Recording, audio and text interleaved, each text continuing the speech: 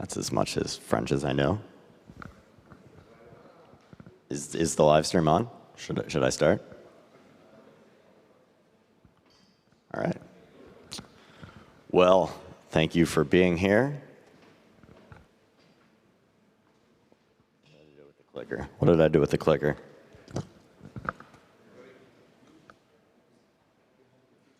Yeah, but I lost the clicker. What did I do with it?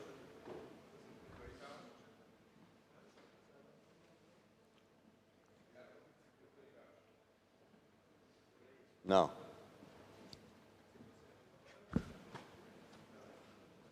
Ah, this is what fell.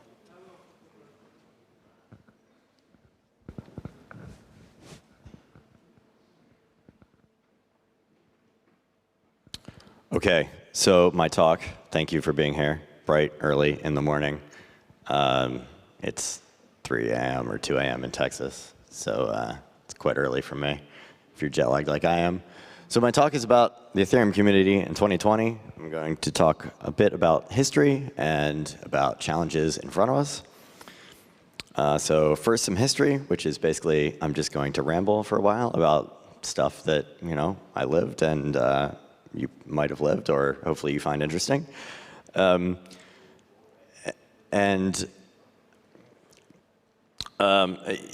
so Ethereum started in 2013. It was an idea, then it was a white paper. It was people talking in Toronto.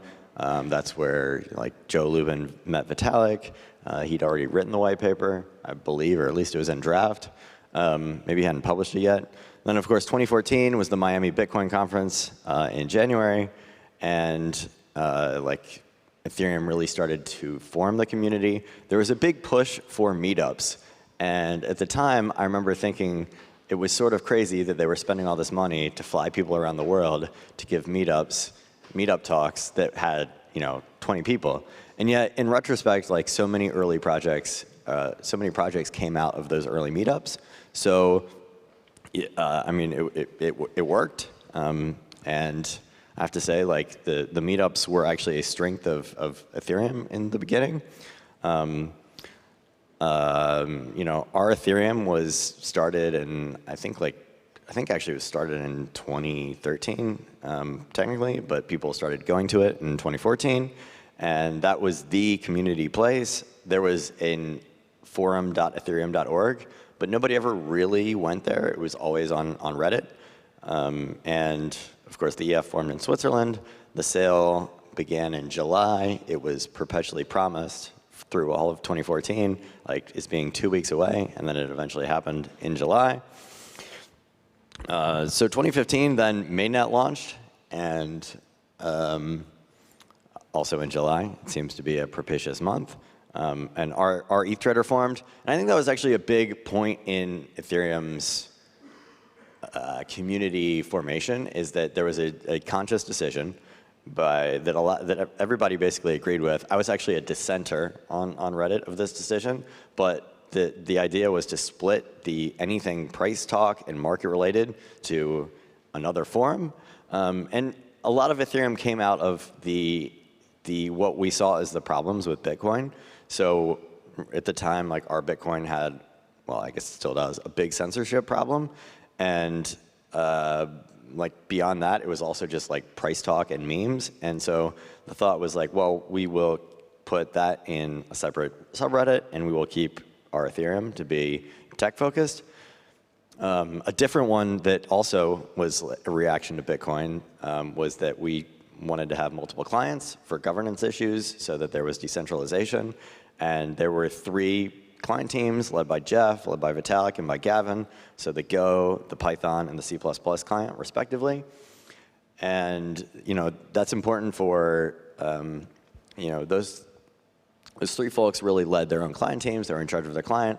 And then there was other folks, probably Stefan Toole was probably led the sort of non-dev community as well. So there were a bunch of different leaders. And the biggest ETH city was probably London. And then Joe Lubin went to New York, probably in early 2015. So 2016, of course, there was Augur and Maker and Digix, like the early sale, and technically, Augur was in, I think, like September 2015. But the early sales happened, projects started forming. The DAO happened, of course, in Q2, and there was like the rise of 1 million Slack channels, which from a community perspective was sort of like the first like branching out from our Ethereum. Like it used to just all be on our Ethereum. And then, it was a sort of thing where you started seeing for the first time people that maybe were like active in some specific Slack channel, but they weren't necessarily in the broader Ethereum community, which is definitely something that has happened a lot since then. And New York and Berlin started becoming bigger ETH cities because of consensus and because the ETH dev office was in Berlin. So 2017 was 1 billion Slack channels. Of course, there were a lot of token sale scams, and everything went crazy. If you remember that time, it was pretty nuts. Of course, ETH Waterloo happened in like October 2017, and then in 2018, the ETH Global Hackathons really became a thing, which is from a community perspective, like it was the fulfillment of developers getting together, and like Ethereum has always been tech focused. Of course, like the rise of Discord and Telegram, and then DeFi happened in SF, which is sort of interesting that it didn't happen in a more financial hub like New York or London or something like that. It really was something that literally happened among the DeFi projects that were in SF talking to each other, although they were talking online, even though they were in SF, and saying like, hey, we should come up with a term for this, and they came up with DeFi. And then, of course, like there was the eTrader and eTfinance fork, which I think is interesting, and I'll talk a little bit about later. Okay, this is, I would have deleted this. I didn't think it was going to show up on the, oh well. So why does it matter? Blockchains are ultimately about community, right? Like the whole, like we say it's trustless and whatnot, and that's true, but like ultimately the trust assumption does basically rely on community. I mean, Bitcoin is very proud of their 21 million supply cap. We'll see if they can pull that off from a security budget standpoint. I don't think they can, but like, even so, it's just a social contract. What Bitcoin is good at is being very firm on that contract. But ultimately, it is communities that decide what happens in blockchains, of course, along with core developers and exchanges, et cetera, et cetera. But like ultimately, the people matter, and the people that care matter. And that's why I think it is intrinsic that community matters.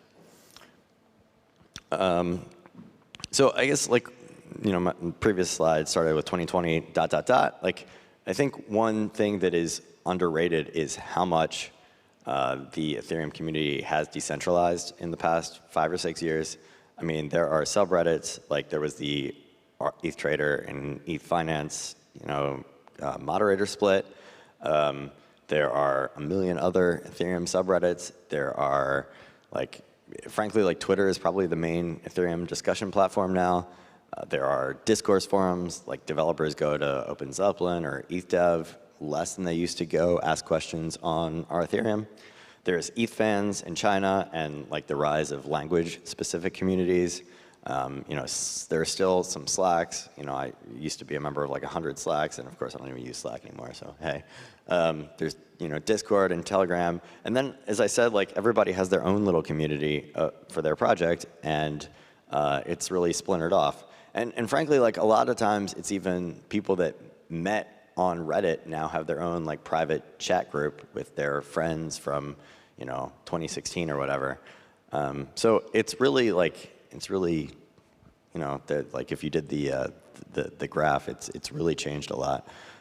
Anyway, there's miners and there's magicians. I mean, basically, like, everything has. There is no central point anymore, which is good and bad. I threw this slide in there because I think it's interesting. Hat tip to Joe Schweitzer for correcting some of my data. You can just see the rise, and at this point, it's basically about venue and whatnot. And even then, like I think a lot of people, because of the way the Ethereum Foundation has sold tickets, people didn't come because they didn't think they could get a ticket. But basically, in the last 2 DevCons, everyone who wanted to get in eventually got in, you know, it wasn't always an easy process, and the early things all sold out immediately and, you know, in a matter of minutes or seconds. But yeah, but to be fair, I mean, I also have talked to, you know, dozens and dozens of people that didn't come because they didn't think they could get a ticket. So it is sort of interesting to see the annual gathering has blown up that much. So I want to talk a little bit about Reddit. You know, it is the main gathering point for the online community, or it used to be. You know, it's certainly the bubble changed things in 2017, 2018. But like, I remember even in like Q2 2014, people complaining about how our Ethereum wasn't as good as it used to be, like pining for the early days of January 2014, where we still talked about the tech. So, you know, any forum is what people make of it, right? And that is, you have to have people showing up who care, which is kind of the point of my talk here. You know, ETHTrader and ETH Finance have forked, and you know, ETH Finance has all the active people and it's actively moderated, whereas like ETHTrader has all of the people who are like, you know, more like traders, like day traders. It's barely even ETH friendly at all anymore. I've had people tell me how IOTA is a legit tech project over and over again. I don't know how you show up to ETHTrader and think that. Anyway, so I have some graphs which are actually publicly available on subreddit stats, our Ethereum. Like, that is the subscribers to our Ethereum, and you can see how it was hard to like maintain a community through 2017, right? We went from 50,000 to 350,000 in 6 months. And certainly the quality on our Ethereum during that time definitely was not great. And then, of course, it's leveled off, which is basically what I'm going to talk the rest about. This is basically the same graph, but I do think it's interesting. You know, if you actually see, like in 2018, in the peak of crypto prices, we actually were lower, so we were a bigger subreddit than we are even today. Anyway, challenges. Like, community matters because of these things. So our challenges from a community perspective are like governance. I'll talk a little bit more about that. Lazy, hostile, uninformed news sources. I mean, like between clickbait, between just people that are focusing on Bitcoin and don't understand Ethereum, et cetera, et cetera. Coordination problems. The original, you know, our Ethereum has declined. Like, people that used to show up that were, you know, deeply technical and would give long, detailed technical answers in 2014 and 2015, even 2016, they just don't show up in common anymore. And then our meetups as well, frankly, are not as vibrant as they used to be. I'm going to talk a little bit about news now. I mean, there's a lot of clickbait media out there in crypto, and yeah, I mean, and then there's also like Bitcoin-focused media, who care more about sensationalism because that's what gives page views, which brings ad dollars, than truth.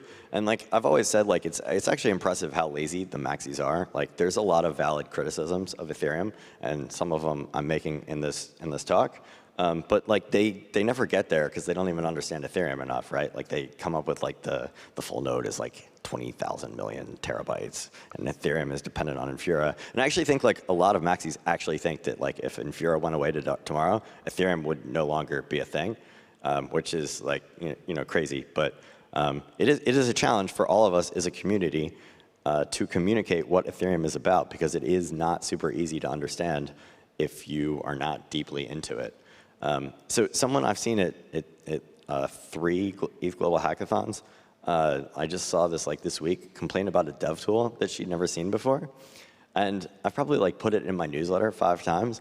And, you know, of course, so I have to show my own newsletter. It's frustrating when you know, like, we all try to get our news out there, but attention is scarce. And Yeah, I mean, getting in a decentralized community, communicating to the people is hard. And, you know, I've been doing this newsletter for like 3 years now, 3.5 years, and it's my attempt, but there are lots of, I mean, it's hard to communicate to people, and like even to developers and let them know about tools, not easy. Running out of time, so I guess I will be relatively quick. There are, you know, I think ETH Global is like an interesting manifestation of Ethereum culture because it is like the subculture of hacking, and it allows like developers to come together and, you know, hack together. And if you talk to people about ETH Global hackathons, they inevitably say it was super high energy, even at the ones where I feel like weren't super high energy, because there's something about developers coming together and getting to be with other people that care about the same things and really just want to hack and build stuff is invigorating. And I would say even from like when ETH Global Hackathon started, so from like ETH Denver in 2018, the submissions, of course, are going up and to the right, but also the quality is up and to the right. Like at ETH London, we had some amazing submissions from experts. We also just had people that were brand new to Ethereum or brand new to developing on Ethereum who, frankly, had some great submissions. And I think it shows that the dev stack is starting to mature. So that's awesome, and that is definitely something that we're doing well. But like a frank discussion of challenges, like our online communities, like our Ethereum, the post quality has declined in 2017, and it's mostly returned. But I probably, for my newsletter, I probably get most of it on Twitter. But like as I said earlier, the comment quality isn't really there anymore. I mean, like you used to be able to, like most of what I learned in this space, I actually like learned from comments on Reddit, and that is not a thing anymore. Like you won't have people showing up and giving you long technical explanations of things like you used to, which is, in my view, a real shame. You know, you have some of that on ETH Research, but that is a very research-focused forum of researchers talking to other researchers. Meetups is another, you know, frankly, like our meetups aren't super vibrant right now. Like a lot of organizers have burned out. Like some of the biggest groups are dormant. Attendance obviously is down. I run my own local meetup in Texas, and you know it's hard just to get people to show up. And I think like, you know, I want to issue a little bit of a call that like this stuff matters, and like as I said, like it is the people who decide what blockchains are about, and so we have to do better at these things. And then like, frankly, like Vitalik, like. One valid criticism Bitcoiners have is that like we are too centralized around Vitalik, and I think that is like false from a governance perspective. Like Vitalik is probably too uninvolved in Ethereum governance, but like one problem is that he is the one that can like solve coordination problems because he is the one that has like almost 1 million followers on Twitter. Like he is so much more high profile, and you know like you know the. Like number 2 is like so far behind, and then like Danny Ryan, who's probably the CTO of ETH2, has like 3,000 followers, and that's crazy. So you should go follow him, Danny Ryan, on Twitter. Anyway, I think my time is up, but we need to do more dog fooding, or as Status calls it, drinking your own champagne. Like I see people that like own ETH and tell me how much they care about ETH, but then they don't use apps, and that's crazy. So. You know, just like basic things we can do, right? Like we all need to care about community, and we need to go out there and do it. And I like, you know, as a small call to action, I think all of you should, like when you go to Reddit, like you should upvote and downvote the stuff that is good. Like you can leave comments that are high quality. That would be great. I also, like people need to start going to their local meetups again. And like revive the sleeping giants of like the dormant groups, like prod them, get them to let you start organizing whatever. It's all really important. I think meeting people in person, even for a bunch of nerds like us, is intensely important to a lot of people really feeling like this stuff matters. Like there's something about just meeting people in person. I mean, that's why we're at a conference, right? And of course, upholding Ethereum values, which, you know, I put a brief list, like being inclusive and tech-focused and pragmatic. I think these are all like things that we can all agree have been values of Ethereum. So my time is actually, I think I'm over time. So Yeah, thank you. Cheers.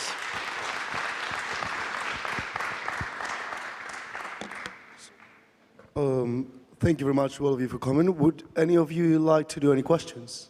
Please raise your hand if that's the case. Lovely. ProgPal? ProgPal? Who wants to talk about ProgPal? Uh-oh. For the technical people that have limited time these days, what's the most efficient thing they can do with what free time they have to help community issues?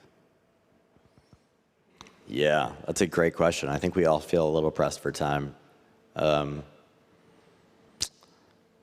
Yeah, I mean, I guess I would say that like if we had more people coming to our Ethereum, I think it would improve in quality. And I guess, you know, making it a regular part of your routine, like when you're like, you know, it's relatively downtime. I know it sort of would feel like work if you're making yourself do it, but I think just going there, answering the occasional noob question or, you know, ELI 5 or whatever, that's probably what I would say. Fantastic. Please give it up for our guest. It was a pleasure to have you here, and you're more than welcome for our next chat as well. Thank you very much.